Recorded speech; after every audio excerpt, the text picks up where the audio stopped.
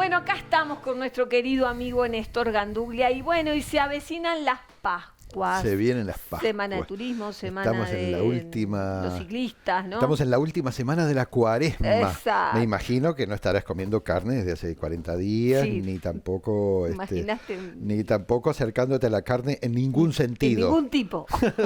Vos sabés que la Cuaresma, no mucha gente sabe, es una celebración cristiana, que es muy antigua en realidad porque representa los 40 días que Jesús pasó en el desierto soportando las tentaciones del pecado. Por eso es una celebración en la que se llama al recogimiento, a la renuncia, a los placeres, a las carnes en todos los sentidos, etcétera.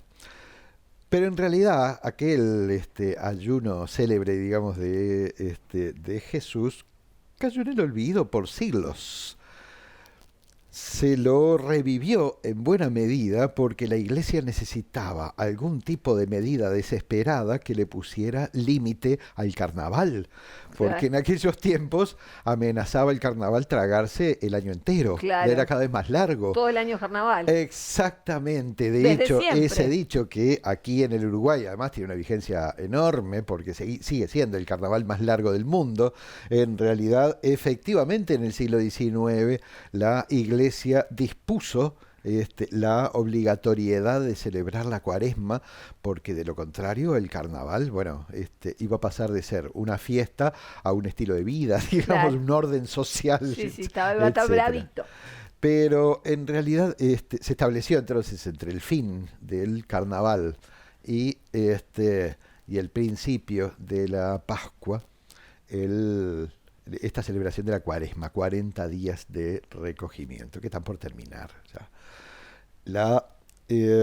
La Pascua en la que la cristiandad recuerda la pasión y la muerte y la resurrección de Jesús, en realidad es una fiesta muchísimo más antigua. Tiene más de 3.500 años, para que tengas una idea. En el calendario cristiano hablaríamos del año 1513 a.C. Es el día en realidad en que los judíos finalmente se liberaron de la esclavitud de siglos que habían tenido en manos de los egipcios y lograron salir de Egipto.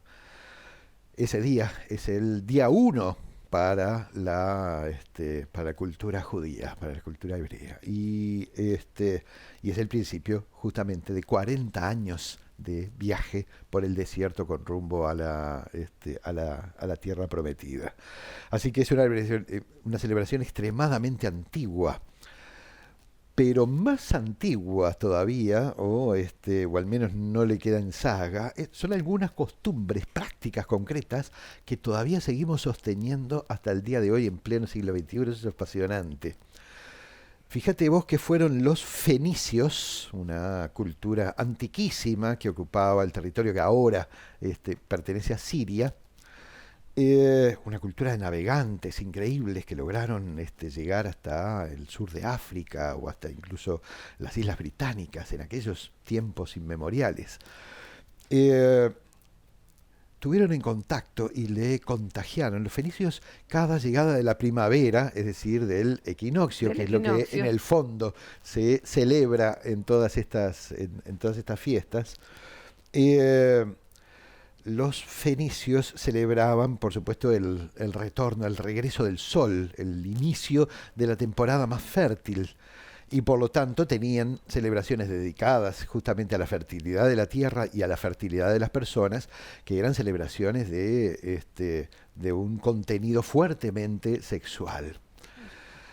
Ellas tenían una diosa que le contagiaron a un pueblo muy extendido en aquellos tiempos por Europa, que era el pueblo celta, que prácticamente ocupaba todo el territorio de Europa hasta la llegada del Imperio Romano. Y ellos tuvieron un vínculo muy directo y le tomaron esa hermosa divinidad, ese hermoso espíritu de la primavera de los fenicios, le llamaron Astarté, y la convirtieron en la diosa, en la diosa liebre, porque no había muchos conejos. La coneja era el símbolo principal Sí, la de, fertilidad. de la fertilidad entre los fenicios, junto con el huevo. Claro. Lo cierto es que fueron los celtas los que llevaron Astarte por toda Europa y contagiaron la costumbre de regalar huevos y conejos en en el equinoccio de primavera, después asociado, digamos, cristianismo mediante con la Pascua. Con la Pascua. Así que fíjate que en realidad son muchas celebraciones bien interculturales las que reunimos en esta semana de Pascua que está por iniciarse. Y eso me parece muy lindo porque los pueblos siempre supieron articular espiritualidades diversas, recrearlas, digamos, darle un lugar al otro diferente.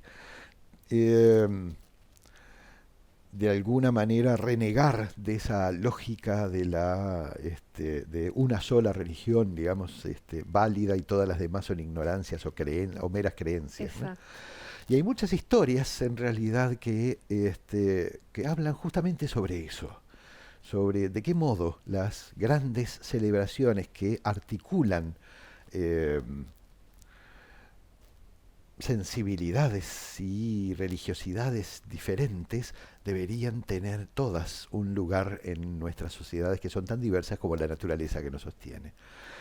Y me hace acordar siempre esto de una historia que escuché en un pequeño pueblo del altiplano de Colombia que se llama Monguí.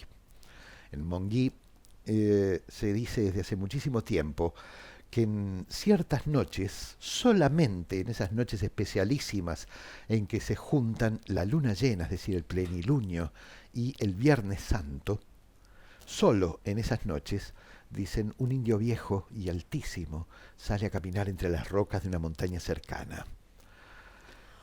Si algún caminante tiene la fortuna de encontrarse a ese indio que sale a saludar a la luna, entonces se cuenta que ese indio viejo te llevará por un desfiladero, por un camino secreto entre las montañas, hasta un lugar escondido donde hay una ciudad entera metida dentro de la montaña.